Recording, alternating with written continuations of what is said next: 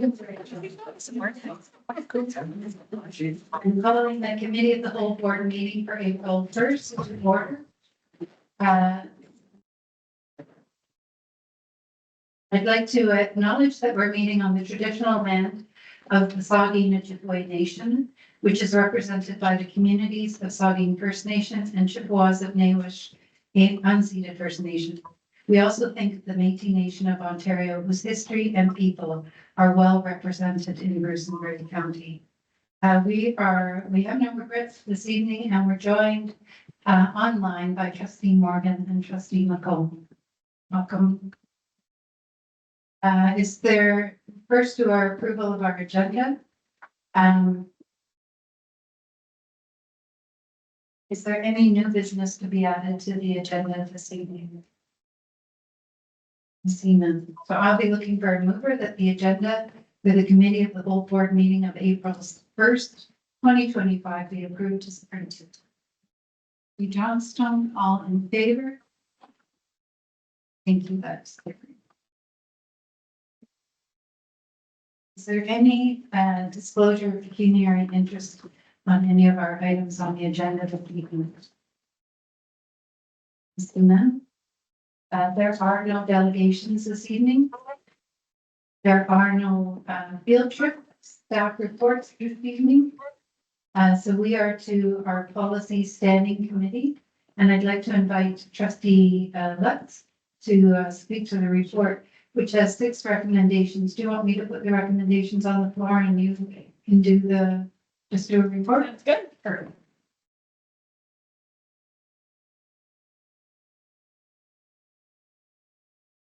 Well, let's do the report real quick. The policy standing committee met on Tuesday, March 18th. We elected a new chair, which was me. And there are,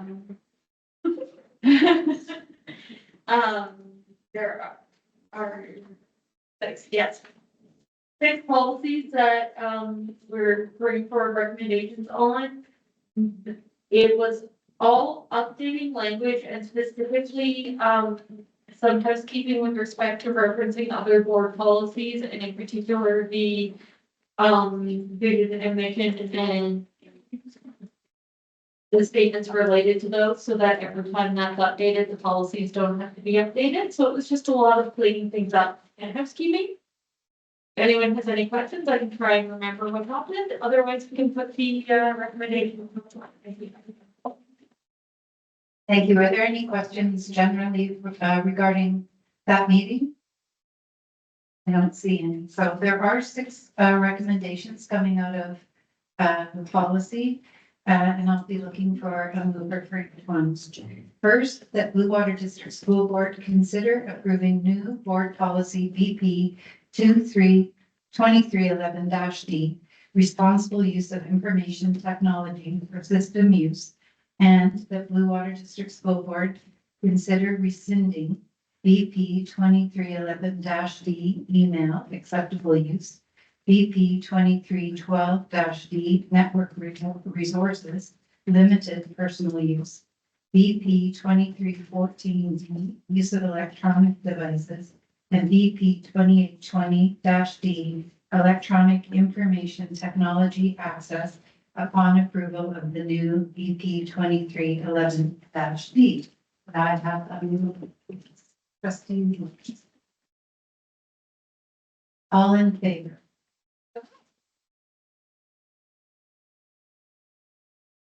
That is carried. Thank you.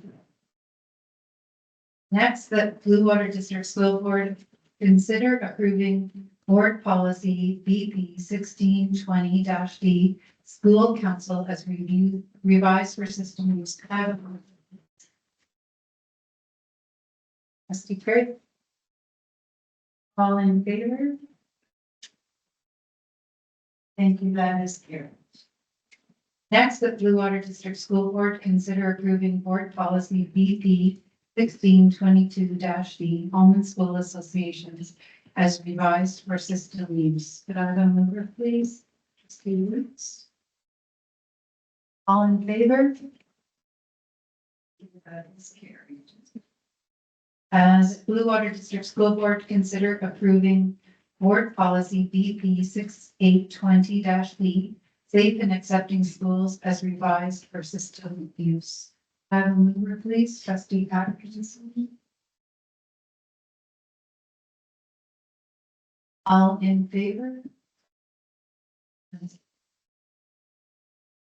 That Blue Water District School Board consider approving board policy BP 7520-D, human rights as revised for system use. Trustee Craig. All in favor? Thank you, that is carried. And that Blue Water District School Board consider approving board policy BP 6951-D, assessment, evaluation, and reporting as revised for system use. And I have a mover. Trustee Morgan. All in favor?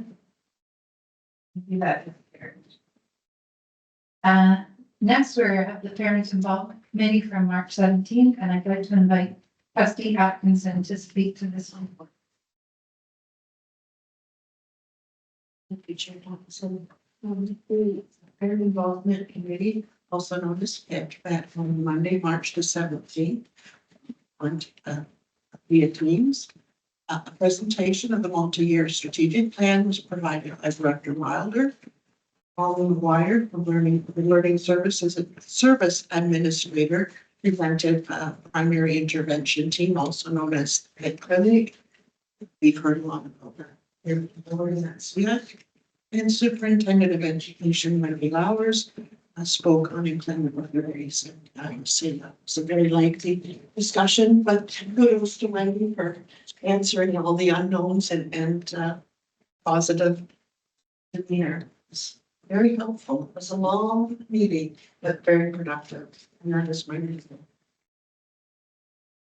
Thank you. Do trustees have any questions or comments for Trustee Atkinson? None, thank you. Are there any new notice of motion this evening? I see none. So we are to our reports for information. And the first one is our teaching, learning, and innovation allocation. And I'd like to invite Superintendent Lowers to speak to this report.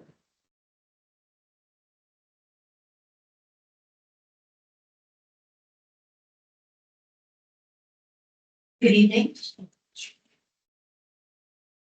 Tonight, we're going to talk about teaching, learning, and innovation allocation. We sometimes call it TILIA or TLIA. And I'm going to turn things over to Learning Services Administrator Karen Sprague and to Erin Gillis, who is a teacher from Osprey Central School in Maxwell.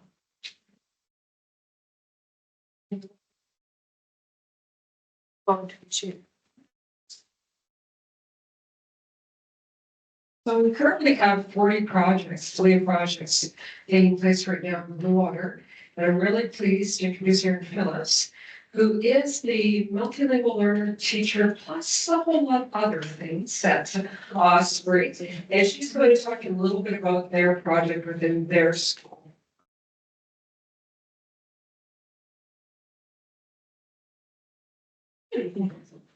Okay, thanks, Karen. So yeah, just gonna give an overview of some of the teacher learning innovation application grants that we do. Just a bit of context for Osprey. We in Maxwell, so down in the southeast corner of the board.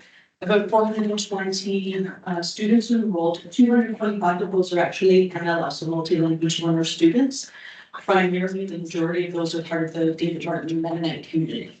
Okay, so that's where my role comes in as the MLL teacher, which really is involved in anything to do with oral language programming, reading, writing, and lots of projects around building background knowledge and experience for those students, particularly because they have a very small sort of range of experience. There is such a great deal that they do on their own community and on the whole community in Maxwell area. I've been involved in the things like grants. Oh, not switched over on me. Or delayed switching slide. Let's just do this differently. I'll keep talking to use my time. So I've been involved for a couple of years on projects which can tie in a lot of language learning with background knowledge building and experiential learning for students. So this year, two projects that I'll speak specifically to. We do have a couple of other smaller projects ongoing. One is with the primary teams, like-minded teachers coming together, identifying a need, to deepen the background knowledge and tie into writing. So we shift sort of from a reading focus in the last few years to now sort of refocusing on the writing aspect. And a junior project, which is focusing on sort of STEM instruction, and tying that. So a lot of cross-curricular with the writing. And we find we have a lot of teacher teams, divisional teams that really want to work together to do some of these things. Let's click on the image bullets. Oh, just do that. Yeah. Did see. So some of the objectives that we have within our own school and the grant application process allows us to really focus on what we feel we need for our students in our school environment. Some of our objectives are building cross-curricular resources, what shifts in learning can we do as teachers that will help us achieve some of our goals that we have for our students. So the professional learning side of it. And also a really strong desire for consistency within divisions and collaborating to create resources that can be used with everyone. So sharing a lot of resources and our teachers that come in or change teaching roles that can come in and use those resources. Starting point for our projects, because they're teacher driven and school driven, is really, we have this now, what do we see, what are our needs of our students, so what's going to do about those. So starting on those conversations, then when we get into the more formal grant application process, we've got a pretty good idea of who's kind of like-minded, who's keen on working together and going through that process. We do a bit of early kind of survey of teachers, where are we at now, what's your current practice, what do you find challenging, that kind of thing, what are you seeing with your students, and we do some assessments with students. So we did, as a whole school, we have a writing focus as well, so we did a whole school screener on writing. We worked together with division and grade partners to sort out and sort of identify what we consider level 1 or 2, kind of below grade level expectations, what does writing look like, where do you think we're hitting grade mark, using some, we don't have exemplars, that's actually one thing we'd love to have a bit more of current exemplars, but using some rubrics and some guidance and how to have a consistency in how we're assessing those within grades. So that's the whole school aspect. And things like EQAO, the writing aspect of that gives us an indication as well helps us set targets. We like to bring our grade 3s up to board level. We like to bring our 6s up to provincial level, so it helps us sort of gauge where we're at there as well on a larger scale. Both of these sort of follow the same sort of scheme process, so I'll walk you through that quickly. The professional learning, we've got the Writing Revolution is a new resource within the schools, first source, but the grant allows us some time to kind of get into it. So after you get a resource, then it takes time to work through it. So we did do some whole school professional learning, partnering with the boards on the system for lead teachers and other coaches to get kind of a baseline understanding for everyone. We also have lots of conversations within our division with literacy coaches wherever we can share that learning. So the grant provides the release time for us to have those conversations. And we were able to tie, there's some other board level PLCs that were offered this year that I've participated in, a couple of different ones, and the grants and projects that we have allow us to share that information more broadly. It doesn't just stay with one teacher, then we can expand that and share it within our division teams. Once we've done some of that learning, sort of identify some things that we want to adopt and incorporate, sort of adjust our practice. Teaching writing is not new, but what are the needs? Where do we feel we can adjust to help shift some of the learning for students? So we take that a lot of it. This year has been focusing on better integration of writing. If you understand the content area better, then you can write about it better, and vice versa. Instead of having a writing task as a standalone task, but perhaps in our case, our students do not have a great deal of knowledge or experience with it. So where it's more closely tied to the teaching is better, using more nonfiction resources in primary literacy versus fictional to give them a more concrete. So some of those are the shifts that we're making. Teachers then work together to actually physically create some materials that we want to use, set expectations and that kind of thing. Recently, so in the last month or so, we started taking that into the classroom. So we have 1 or 2 video on each of the project teams that will take that in to get feedback from students. Are they using these materials the way that we expect?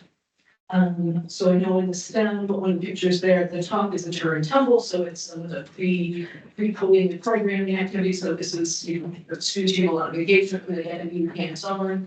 And then one of the bottom picture with the students working together, they can give in some guided questions for writing. They're able to discuss what they just experienced and start writing about that experience right then. So it's more closely connected instead of using all the information and all the ideas that they just had them to do writing at a separate time in the literacy block instead of in a science block or another. Okay, and the same with the primary, they spend, cognitive days learning a great deal about the topic. And then immediately applying within another day, applying all of that to their writing, and some of the initial feedbacks, they're getting a lot more detail out of students. So they're able to use that detail because they learn more extensively right then about that, it's more closely tied. The next part of the process is bringing all of that back to the table with grade partners and division partners on the team. So what do we experience? What do we want to do next? How can we improve what they're using? Some of the things that we want to keep building in are better templates in writing. They'll often have their templates that they're using. How can we build that in better with students that are using technology, particularly in junior, where they're on computers and doing that? How can we make it more user friendly for them to brainstorm and get ideas down? For something that's actually designed to be used by papers, so sort of shifting some of our design. Being clear on expectations, what have we taught them specifically that we then want to see in the writing, so being clear on that expectation for students. The outcomes of measuring successes is something that'll happen in the sort of late May timeframe, and actually later in April. So we'll do another survey of teachers on how they shifted, how they found their instruction shifted, and if they think that was beneficial. And student assessment will do another full school assessment that's planned for I think the third week in April, so coming up soon. And then we'll take some time early May as a whole staff to then go through that process again of sorting and are we seeing a shift? So primarily level 2s in our initial fall assessment of students as a whole school writing. Are we seeing a shift that we find more students are hitting the grade level expectations, we shift into level 3s. So that's one of our outcomes that we're hoping to see this person in. EQA will be another one, which is more longer term because we won't see results of that until next October. Okay, and teaching surveys, so teachers will share their experience. Looking ahead, it's a continuous sort of building on. We already have ideas that if we had more time, if we had more resources, what we would do next. It's always looking for further things, what we're money and more. Yeah, ourselves. But what would we do next? So one project gives us maybe a science unit and a social studies unit. So, or the indications are really positive, so we'd like to build that more. Another science unit, another social set, how do we keep that going? And it takes time, and once you get it formatted, it does speed up, but it still takes time to be able to put all of that together. And do it, so we're constantly looking to build on, or to change things that we've done in the past and want to build in writing components based on what we've learned now. So everything back yet? So thank you for the last one. Well, I'm just gonna add, so, the funding for this is provided from the ministry. They give us $45,000 for these projects. And several years ago, the trustees at the table allocated budget in Blue Water for similar projects around teacher innovation. The focus of these projects is teacher innovation. And so it's teachers that come up with these great ideas and they're curious and they want to try something to improve student learning. And so they submit a proposal. And then at the end of their sometimes they get dragged to the board office to do presentations. At the end of their at the end of the project, they're expected to submit some feedback as well.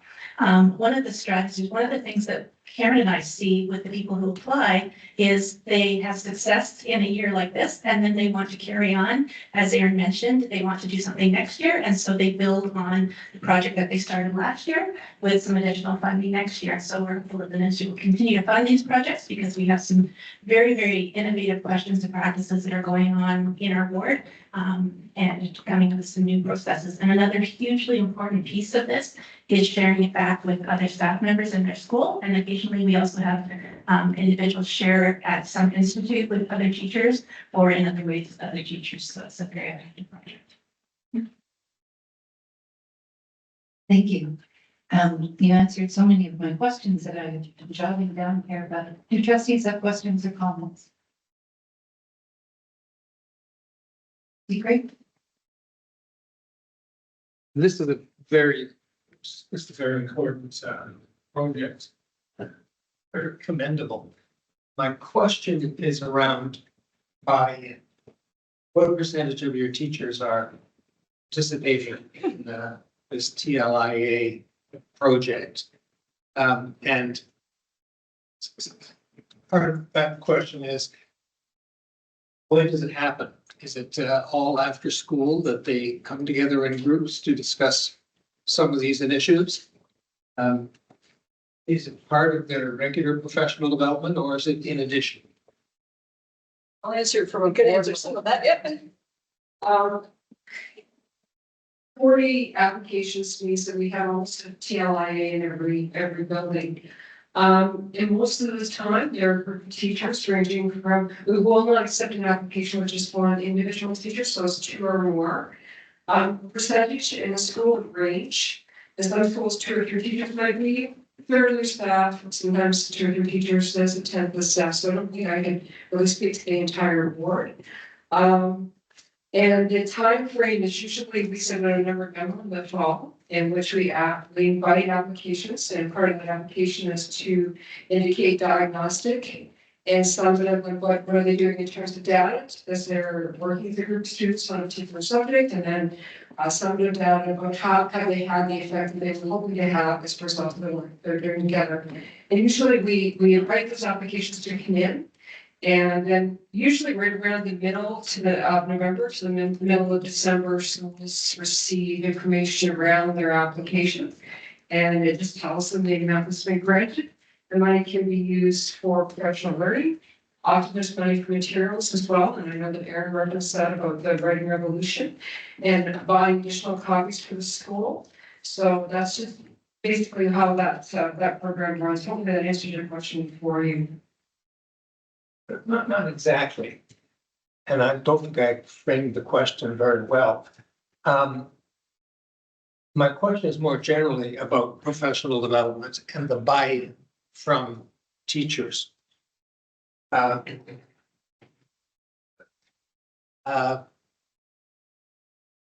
This is just one professional development initiative.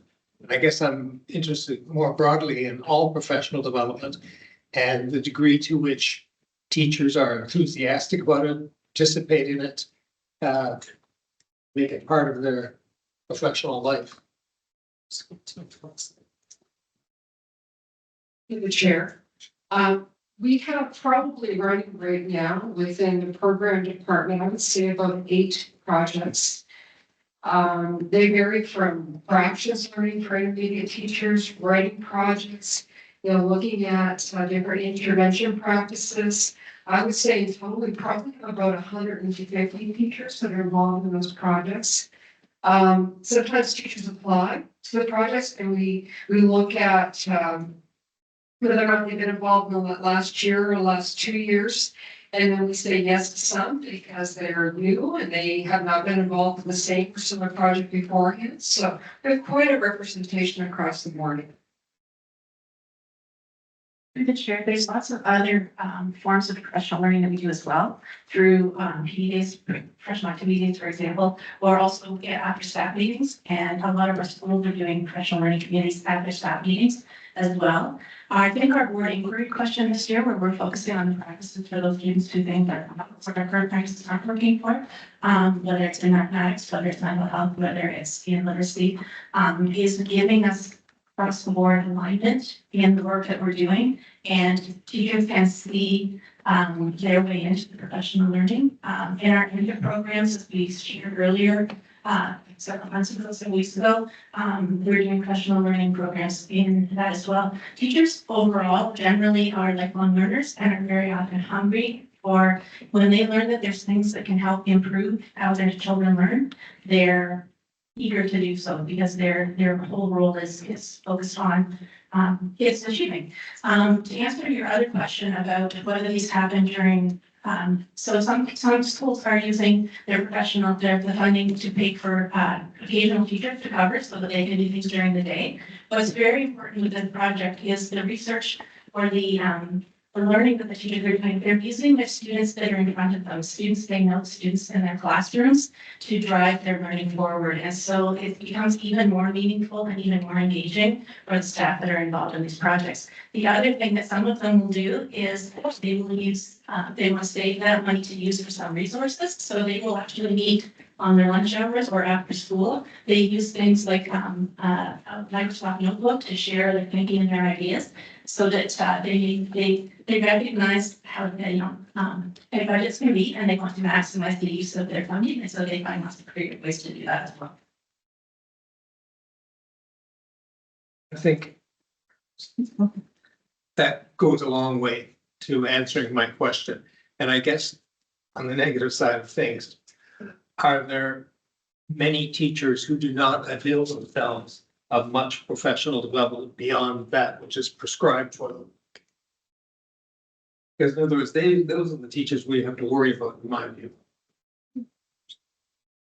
I don't know if we have numbers of, I think any percentage or anything. As in any occupation, there are people that are more invested in the work that they're doing than others. But I think overall, our teachers do a tremendous job. And I mean, people have things that come up in their lives as well that can cause distraction sometimes. But I think overall, we find that our teachers are very engaged in the learning that they're doing. Thank you. I just want to thank Erin for being here tonight. To be able to bring forward what is happening in one school. I was hearing some great language around the collaboration that is happening. The fact that you're using data to drive your practice, and as Superintendent Lauer stated, then using that in the classroom to improve instructional practice to support the achievement of our students is incredible work that you are doing. And when I think about the evidence-based practices and the honing of skill as a teacher in a classroom and the commitment and dedication that you have demonstrated is going on at one school, but I know is happening in all 40 of those applications, is just incredible. So I do thank you for being here and sharing specifically what's happening at your school and recognizing that's happening across our district. So thank you. I was just wondering, you mentioned it a wee bit, but is there a way to share best practices or learning that happens in one school across the board so that other teachers can benefit from what one group has learned and use some of those that teaching to apply to their own classroom? I can take it. We practice changed, practice changed quite a bit post-COVID around the ability to hire supply teachers. We used to do a lot more centrally around sharing practice. A lot of our sharing occurs now through Solar Institute and inviting similar projects, some of us have really, they've done some tremendous innovation. We often invite them to come and present, and the teachers come and hear the learning that's happened during their tuition. Is it possible to have something that's on a teacher portal? And I'm talking about something I don't understand. But that people could access and say, oh, the teachers at this school were looking at this issue. And so I should reach out to that teacher. Perhaps that I can make a personal linkage and learn more of what they did. Is there a way to kind of highlight all the programs somewhere that teachers can look and see where there might be a resource to? Through the chair, the next presentation actually on BW Learn will actually talk about that portal. Where, and these projects, we didn't have the BW Learn portal last year, and these projects are just coming to an end this year, so there would be an opportunity to post. If there was a product that was produced, there would be an opportunity to share that, but I don't want to steal Keith's thunder, so. I just want to add one thing to that as well. I mean, that through the chair, our curriculum teachers are involved in all the projects. They know what's going on. They're dialoguing with the teachers. So having that centralized understanding means that if a teacher at one school says, I'm struggling with this, I can't quite figure this out in the classroom, they know that at Osprey, they're doing great work. So we do have a centralized bank of teachers who are also working in the classroom that can spread that information around. My other question is just a funding one. Is this money through our core funding, or is this money that we have to hope every year that the ministry is putting forward? For education. Yes, it comes to the core education funding. And the money that the trustees did put in, I assume, is no longer being contributed to this, because this money didn't exist, I think, at the time. Thank you.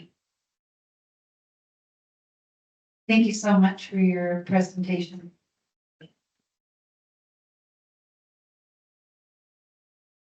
So now we're going to learn about Learn BW and Superintendent Lachey's administration.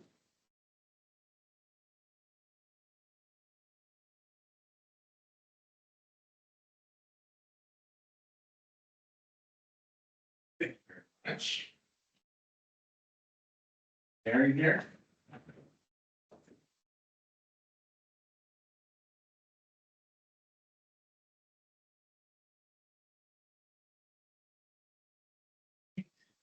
Thank you. So that's a great segue. The question that was asked before, I think we set our chair up for that one. Well, I'm certainly more than that. Okay, thank you. So I'm going to talk to you a little bit about Learn BW. But before I get started, I just want to touch on a couple of pieces that were mentioned in the last presentation around the TALIA, the TLIA, the grants, and that whole process. It's absolutely fantastic at the start of the year when we look at the innovative practices that teachers want to and educators want to try within the district. It's very energizing to get all of those applications in. And then we also kind of combine that with our experiential learning applications. We look at our funding that comes in through MLL and French as a second language. And then we also look at our Indigenous funding that we have. We look at all these projects and we see where there's some connectedness between them. So we have teachers and educators that are interested in educating themselves to better understand Indigenous ways of knowing and thinking and providing supports for students within their school. So then we're able to say, you know what, we're going to take some TALIA money, we're going to take some Indigenous funds, and we're going to put that together to make an absolute amazing package for those teachers to do that learning and then share it. And then we look at other ways to do those combinations. We provide a great deal of resources through all of those means to create experiential learning opportunities for students, as well as wonderful educational opportunities for our teachers as well. And I do want to touch on a little bit about Lauren, Wendy, and I, three area superintendents. The work that we've been doing with Usha James around the Thinking Consortium and the professional learning that goes along with school improvement planning. We're going to be doing, we've been invited to do a presentation later this week to our colleagues from across the province around the work that we've been doing in Blue Water. And we're really proud of that. And we're proud of the professional learning that's taking place in all of these schools. So much so that at our last area principals meeting, we asked teachers or principals if they'd like to share some of their experiences in their schools. And we had a number of them that were willing to share, 60, 90 seconds of what the changes that we've implemented last year. And I know Superintendent Lewis has highlighted some of these for you. But the focus that we've had on a board inquiry question around supporting students for whom some of our previous practices or current practices may not be working. That focus has really led to some great school improvement planning and some wonderful learning within each of our schools. And they were able to share that with us, and we're going to be able to share that with our colleagues. So I'm really excited about that. So the Learn BW shell is built on D2L, which is Desire to Learn. It's one of the Desire to Learn is a Kitchener-based company that has one of the largest learning management systems in the world. It is within the top 10. Blackboard is one of the bigger ones that a number of the universities use, but a lot of colleges and universities across the world use D2L's framework as well. Sometimes it's known as Brightspace as well. You may have heard that, and that's what we use to get us through the pandemic and do a lot of our online learning. It lends itself really well to be able to put in links, different widgets, like different applications in there. So we've got like a survey tool in here that you can see. There are easy ways to drop videos, audio clips. If you're an instructor, you can easily just record yourself explaining a concept and it just pop it up there right away. It takes no time at all. And easy for students to navigate as well. All of our students or senators could attest that they use the Brightspace system within their online courses. And that's used with the consortium across the whole province. So all of our boards use that, and that's something provided by the Ministry of Education. We have the Learn BW landing space here. So when you type in Learn BW, that's BWDSB.on.ca, it is only available to educators within the school. So our educational support professionals, our teachers, our administrators that are attached to schools. And then we've also put in central staff as well, central educators in those positions. And when you access it, you would land on a landing page such as this.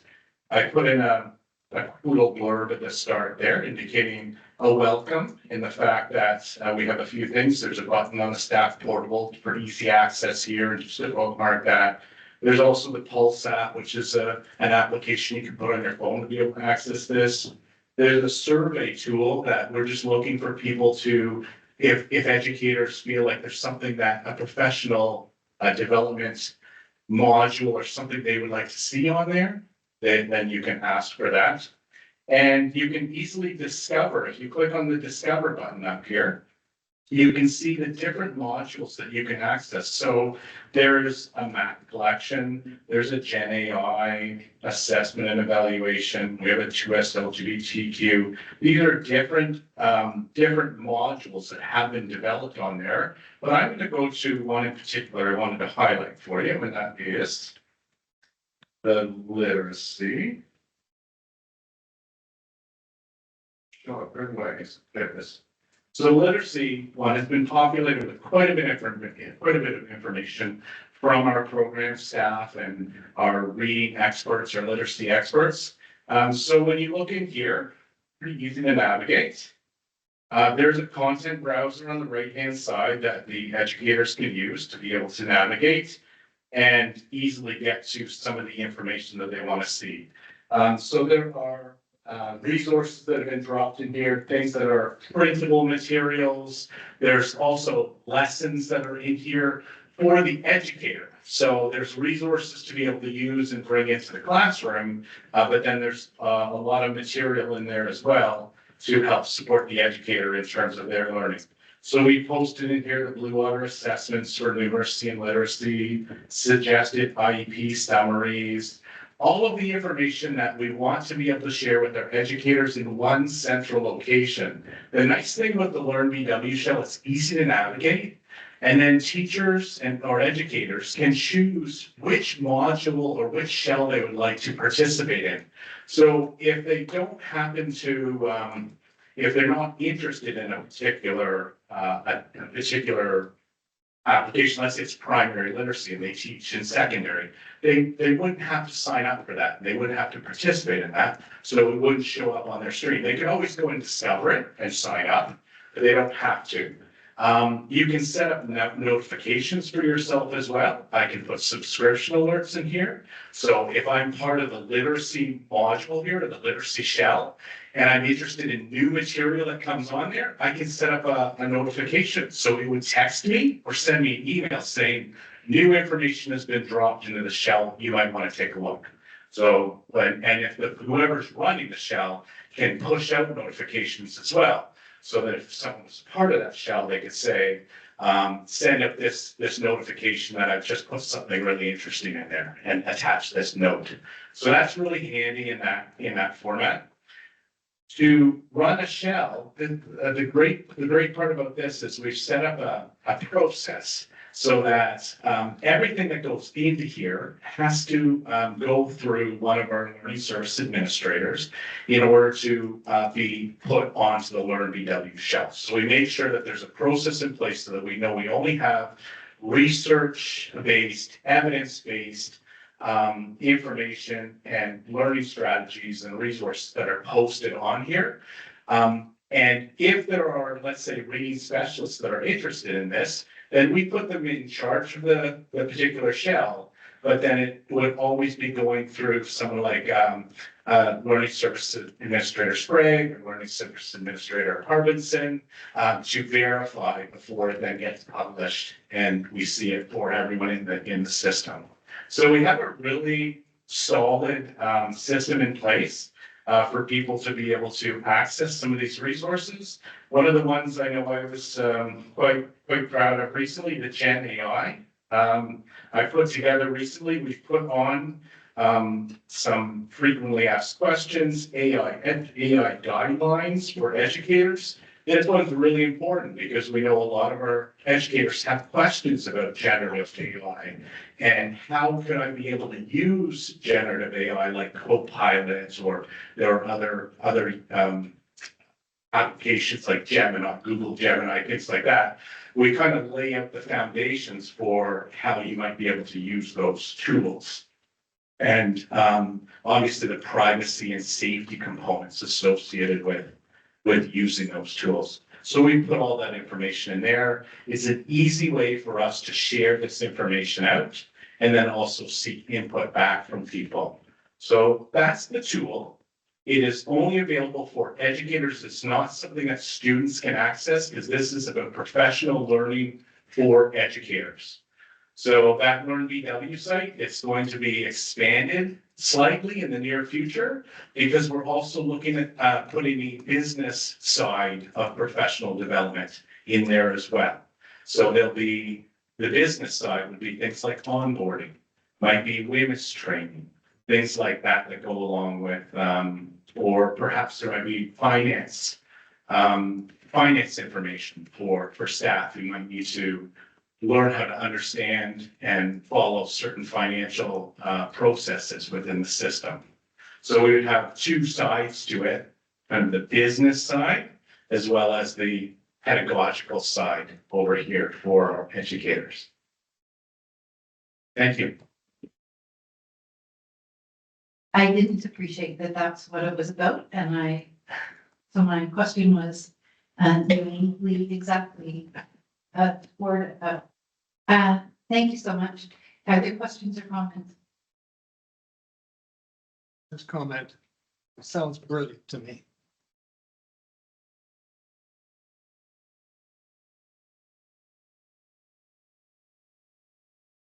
Yeah, I've used Brightspace for both online classes and some of my classes that are in person, and it's a great tool to use, and I think that you're using it this way is super creative and obviously is working really well, so it's super impressive. Good job. Just wanted to comment, I appreciate that people can access it when it's convenient for them to access, rather than it being in always at a staff meeting or at set times, because you may not know a question that you have at that time, but you understand it later, so it's a great opportunity to have it in one spot. Go ahead. Just kind of goes off of that, I can imagine that this would be a very useful tool for new educators, as a lot of this is developing, especially with AI stuff, but a lot of this is stuff that might just come over years of experience of working in this field. So having this all at your fingertips when you're first starting out is, I think, a really great tool that can be used by a lot of people. Trustee Allen, what an excellent comment, thank you. And I just want to kind of, I didn't pay her to do that, maybe it's but you're right, onboarding, and we have been complimented. We have a number of new administrators that have moved to Blue Water, as a few of you are aware because you've been part of the interview process. A number of external administrators who come to us, and one of the things that says we have some of the best onboarding, and that's a lot to do with our HR person right beside you. The onboarding has been tremendous, and I think moving forward, even to put those amazing onboarding resources into one place, I think will make it even more solid, and it'll allow people to be able to get access to those resources, because sometimes you're in an onboarding session, you might forget something because you receive a lot of information, but then to have a place to go back to and reference would be tremendous. So I think that's where this will really lend itself. Not that you don't have enough work to do, but is there an opportunity to do something similar for parents? A similar portal that they could access lots of information in one place that's easy to navigate. Not necessarily within here, but that's something to, through the chair, that's something to keep in mind moving forward, because eventually we are working on, at some point, a parent portal. So being able to use something like that. But again, it's on our plan, it's on our roadmap. But we have a lot of really important things that need to get done, and they're all important, but it will get done. But I think that's definitely something that could be included in there. Thank you. Just think about math nights or literacy. Parents might not be able to get to their school to learn about that, but if they could tune in at their convenience and learn more about it, we may reach more people. Any other comments or questions? See none. Thanks so much. There was no new business added at the beginning of our agenda. Are there any announcements this evening? Steve Johnstone, and then I'll go to the, yeah.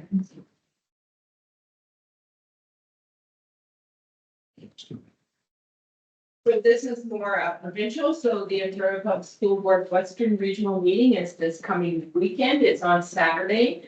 It starts at 9 a.m. We're gonna give you breakfast, kind of breakfast stuff and at 2 p.m. and then it ends at 2. We're gonna provide lunch. It is being held in Port Elgin at the Nuclear Innovation Institute. We are hosting this, just to let you know, Blue Water.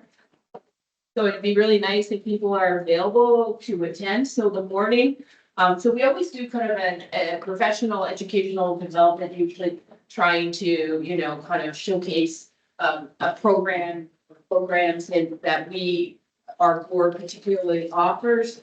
So we're going to be having that. And so the morning session starts out with Superintendent Lefebvre.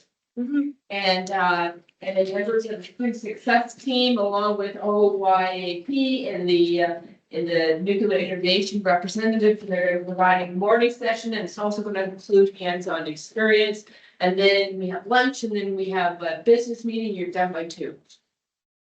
So that's my one announcement. The other one, I know that Superintendent Lefebvre let the student trustees and senators know that the Ontario Public School Board, we're, especially the Western region, we're offering scholarship. It's called Healthy Democracy Student Leadership Award. It is worth $1,000. I think, that's a lot of money.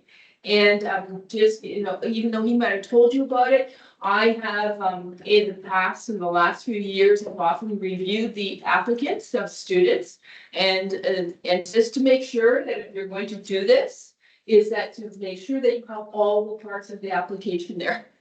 So if they ask for references, make sure they're a part of it. Because what happened last year, I'm just letting you know, is that I had to basically, we had great applicants, but I would say more than half of them did actually send back the whole application package, so I had to disqualify them.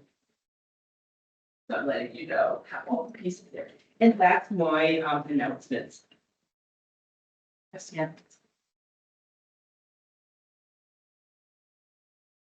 Me. Last week, I attended the Words Matter Helping Students Build Healthy Relationships with Food. And it was the best half hour that I spent. And there was about a dozen of us across the area, and I was the head of the game, but that's okay. It was, how do we, if you had an apple and you had a chocolate bar, how are you going to get that student to eat that apple? Well, you don't call it an apple. It is an apple, but you say to the student, wouldn't you like this bright red delicious apple? And if you don't mind, I'll give some to your friends as well. So all this positive, bubbly conversation, and the experiment in Essex County was 80% of them that bright red delicious apple to share with their friends versus the chocolate bar.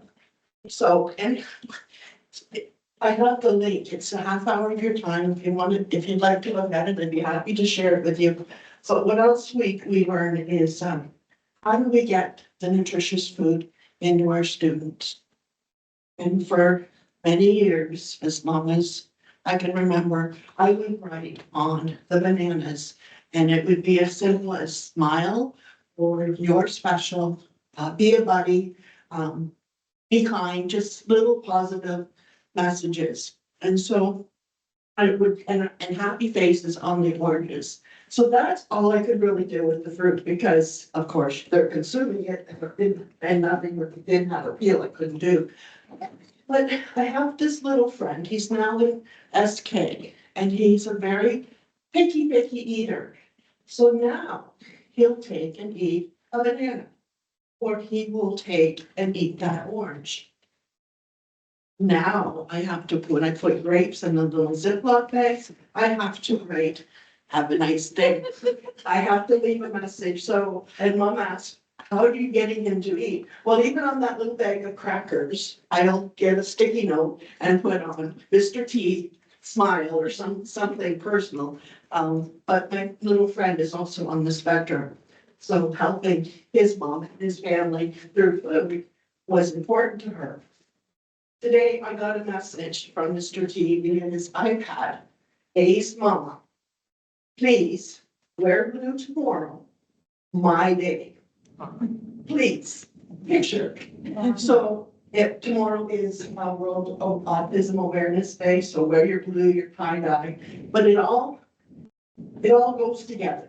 It's all a cohesive little package. So positivity and food, where can you go wrong? And for me, it's, they look in their bins and that's what she wrote today. So last week, I actually didn't have time to write messages on my fruit. And I heard, but that was okay. But in that conversation last week I had with Katie Simpson, the mental health lead, she's going to try to incorporate it, that she can maybe make some stickers with positive messages. So that little half hour that I spent, or the Sharpie that I use, can maybe make a difference across the board. Because we communicate. So that's what I wanted to share with that. And next Tuesday, I know we took a busy day Tuesday with everything going on, but there is that webinar for special education at the Innovation and OT helping out. Inclusion Action in Ontario is providing, it's a free webinar for an hour, 7 o'clock to 8 o'clock. If anyone's interested, I'll share the link. I've shared it with Steve and I will announce if there's still rooms if you'd like to attend. I live well time next time. Not quite, not because we're on a time crunch. Thank you so much. Probably could have led the webinar that you attended. And it makes me think you're also doing, everybody's doing literacy work along with us. You can try new words. It sounds like that's good. First of all, I just want to say, I think I need some motivational fruit in my life. Seriously, it would make a lot of my days better. Anyways, I love it. Volunteer, because I just want to get the information right, but the SDSS Cultural Fair is coming up. And it is fantastic. And it is open to the public this year from 3:30 till 5:30 on April 10th. So that's the next Thursday. It is absolutely fantastic with all sorts of, poster boards and stories and information and all sorts of really good food. I went expecting to eat nothing last year and I tried a lot of food. It was so good and so much fun and everyone was so engaged and so excited and it was such a special day. So, it's great that it will be open to the public. Hopefully there will still be food at that time because I'll say the students get very excited by it too. So it's a great day and I hope lots of people can come.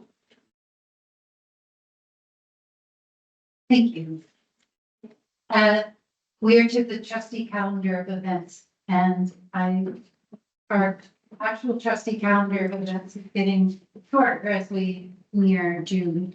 But as trustees know, we have a lot of work ahead of us. So please pay attention to this schedule that you've been given. There's some important work to do in the next little while. And with that, Blue Water District School Board is the 7:55. The 7th. Can I have a? Anyone have And we're, you're take home everyone. We talked. Next meeting, we're gonna. Leave home, everybody. Bye. I'm going to bed, man.